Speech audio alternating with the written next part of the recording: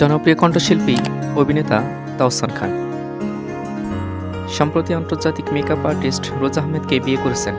বিয়ের আনুষ্ঠানিকতা ৪ জানুয়ারি ২০২৫ শনিবার সন্ধ্যায় ঢাকার একটি কমিউনিটি সেন্টারে দুই পরিবারের উপস্থিতিতে সম্পন্ন হয়।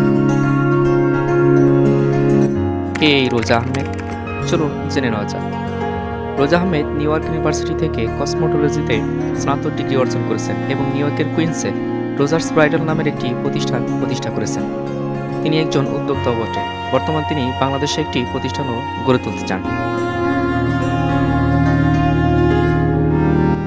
রোজা আহমেদের পিতার নাম ফারুক আহমেদ, ওরূপে পানামা ফারুক নামেও পরিচিত। তিনি বরিশালের এক সময়ের শীর্ষ সন্ত্রাসী হিসেবে পরিচিত ছিলেন।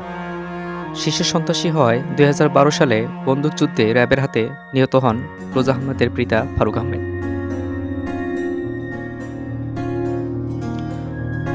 বিয়ের পর তাওসান তার ফেসবুক পেজে স্ত্রী রোজার সঙ্গে একটি ছবি শেয়ার করেছেন, যা সামাজিক যোগাযোগ মাধ্যমে মুহূর্তেই ভাইরাল হয়ে যায়। বিয়ের আগে তাওসান ও রোজার পরস্পরকে কিছু প্রতিশ্রুতিও দিয়েছেন, যা তাদের সম্পর্ককে আরও মজবুত করবে বলে আশা করছেন। এর মধ্যে যোগাযোগ মাধ্যমে তার প্রাক্তন প্রেমিক সম্পর্কে কিছু তথ্য উঠে এসেছে। তবে তার নাম ফায়েজ বেলাল বলে জানা গেছে। তিনি দাবি করেছেন ৯ বছরের প্রেমের সম্পর্ক ছিল রোজা আহমেদের সঙ্গে। বেলালের সঙ্গে রোজার বিবাহের পর প্রাক্তন প্রেমিকা প্রতিক্রিয়া নিয়ে কিছু ভিডিও ও সংবাদ মাধ্যমে প্রকাশিত হয়েছে। উল্লেখ্য যে এই তথ্যগুলো সামাজিক যোগাযোগ মাধ্যম ও অনলাইন প্ল্যাটফর্ম থেকে সংগৃহীত বলে, যা সম্পূর্ণভাবে নিশ্চিত নয় বলে দাবি করেছেন রোজা আহমেদ এবং তাওসান। তবে ব্যক্তিগতভাবে তারা দুজনই অনেক সুখে এবং প্রতিশ্রুতি দিয়ে ঘর সংসার করার প্রতিশ্রুতি দিয়েছেন বলে জানা গেছে।